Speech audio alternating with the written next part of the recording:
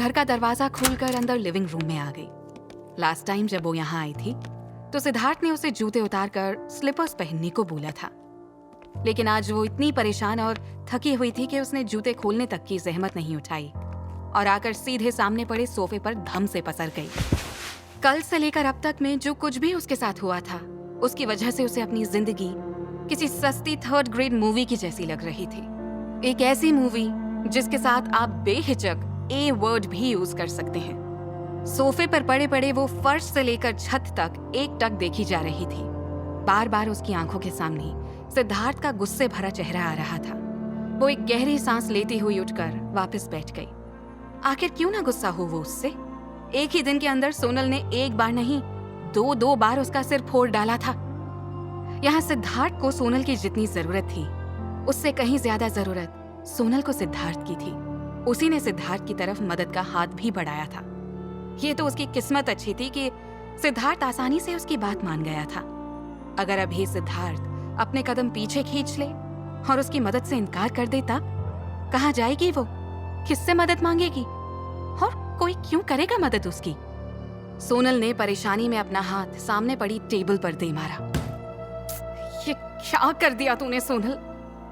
एक इंसान मिला था जिस पर तू भरोसा कर सकती थी, उसे भी खो दिया। क्यों मैं अपने गुस्से पर काबू नहीं कर पाई? माना कि वो मुझे परेशान करने के लिए ये सब हरकतें कर रहा था, लेकिन फिर भी मुझे उसे चोट नहीं पहुंचानी चाहिए थी।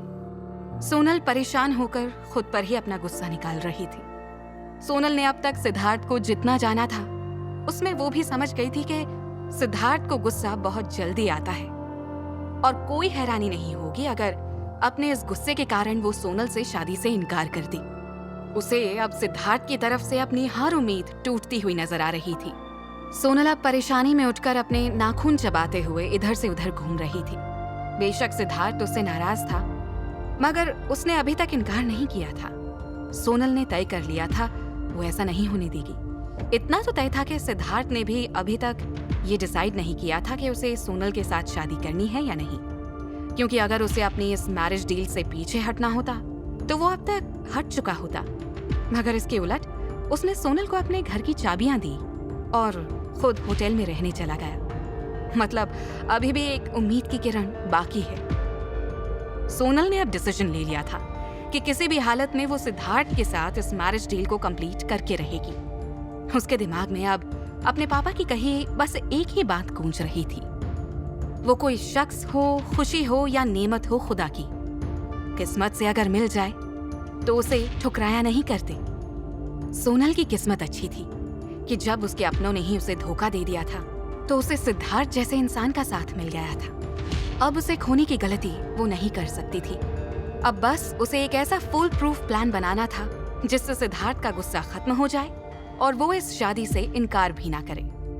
फिलहाल तो उसे सिद्धार्थ को मनाना इम्पॉसिबल लग रहा था, मगर इस इम्पॉसिबल को पॉसिबल बनाना ही अब सोनल का मिशन था।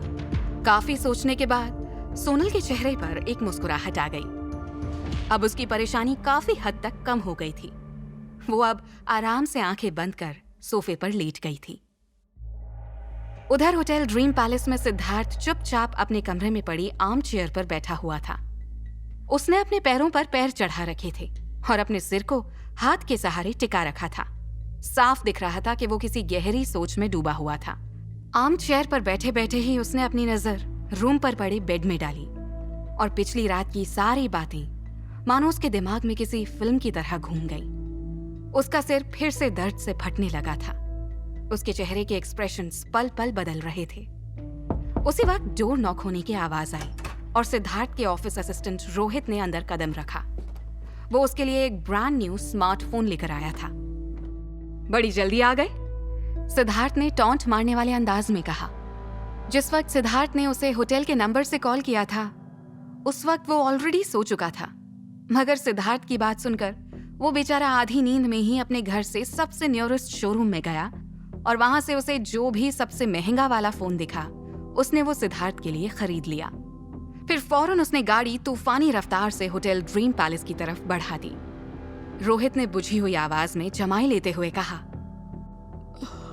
सर मैं यहाँ 90 की स्पीड में गाड़ी चलाता हुआ आया हूँ। 2 बार ट्रैफिक पुलिस की पकड़ में आते आते बचा हूँ। इससे ज्यादा जल्दी क्या कर सकता था मैं? रोहित भी सिद्धार्थ के गुस्से को अच्छी तरह से जानता था, सो उसने भी जितना हो सकता था अपनी तरफ से जल्दी ही काम किया था। यहाँ तक कि उसने मार्केट जाने से पहले कपड़े भी चेंज नहीं किए थे। इस वक्त वो नाइट सूट में सिद्धार्थ के सामने खड़ा था। उसके बाल बुरी तरह से उलझे हुए थे और आंखें भी बार बार बंद हो रही थीं, जिन्हें वो बहुत मुश्किल से खुला रख पा रहा था। उसकी ये हालत देखकर सिद्धार्थ के चेहरे पर भी एक मुस्कुराहट आ गई। उसने संतोष से सिर हिला दिया। सिद्धार्थ के चेहरे पर आई नरमी को नोटिस कर रोहित ने भी गहरी सांस ली। उसने हिचकिचाते हुए कहा, सर, रात के 11 बज चुके हैं। सिद्धार्थ ने नजर उठाकर उसकी तरफ एक बार देखा, फिर लापरवाही से पूछा, हाँ तो रोज ही बजते हैं, इसमें नया क्या है? रोहित ने परेशान होते हुए कहा, सर आपको भी पता है मेरा घर यहाँ से बहुत दूर है, करीब करीब 40 किलोमीटर का फासला है, और फिर सुबह मुझे ऑफिस में भी आपको रिपोर्ट करना है।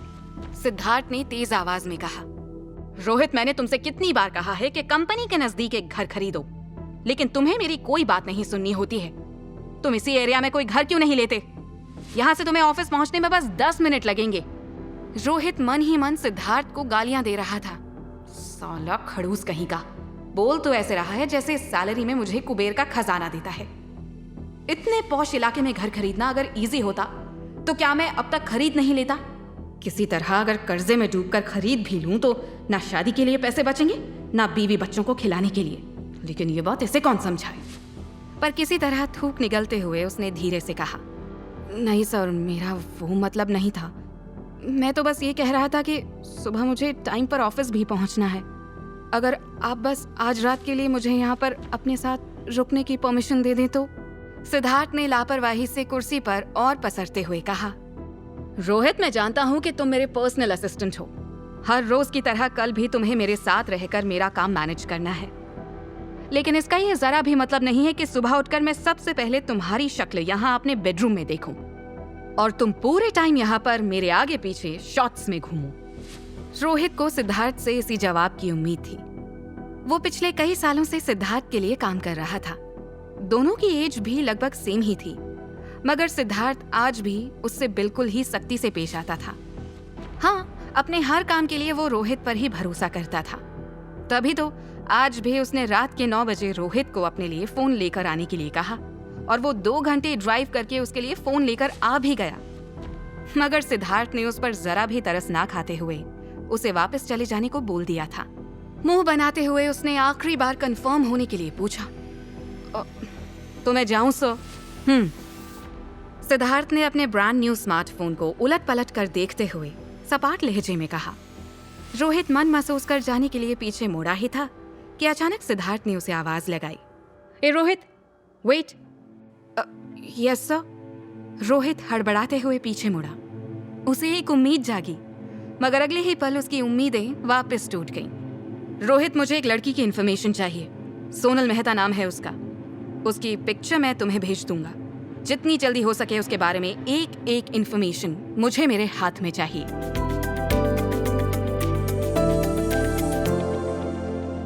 चली गई वो हमेशा के लिए।